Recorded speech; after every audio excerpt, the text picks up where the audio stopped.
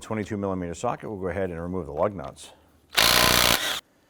And once the lugs are removed, we'll go ahead and remove the wheel. So what we do is we went ahead and turned the key to the on position. We're going to go ahead and rotate this here. And the reason for putting the key on is that it prevents the steering wheel from going into that lock position. Once we have this wheel turned out, we'll have better access to our components. We're going to go ahead and start by loosening this jam nut using a 15mm wrench on the inner tie rod and that 24mm here on the jam nut. We want to go ahead and loosen this.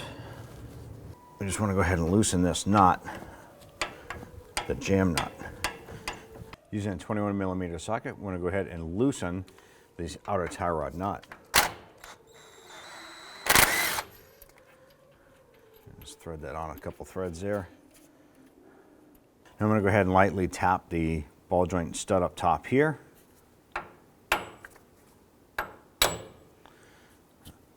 Once that's loose, go ahead and remove the nut.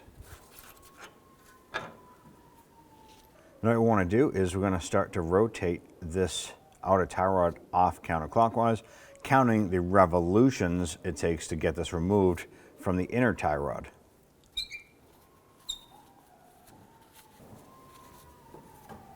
All right, 20 turns for this to completely come off. Now what we're going to do is go ahead and thread the outer tie rod back on. We counted 20 turns taking it off. It's going to be 20 turns back on.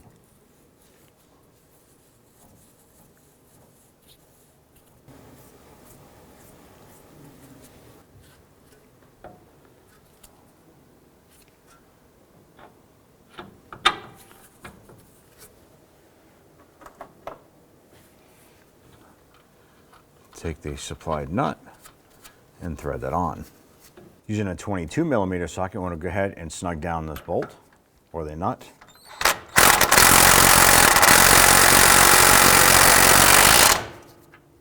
We're now going to go ahead and torque the outer tie rod nut to 55 foot-pounds.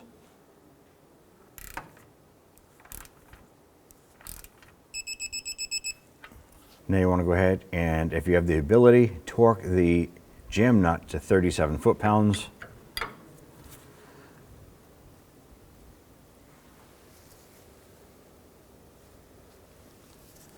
Using a 24mm wrench, we're going to go ahead and grab the outer tie rod, and we just want to put this in its neutral position. We don't want it twisted one way or the other. Put it right in the middle. You can go ahead and install your wheel.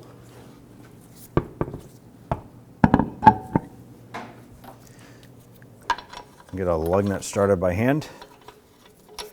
Then we'll go ahead and snug these down.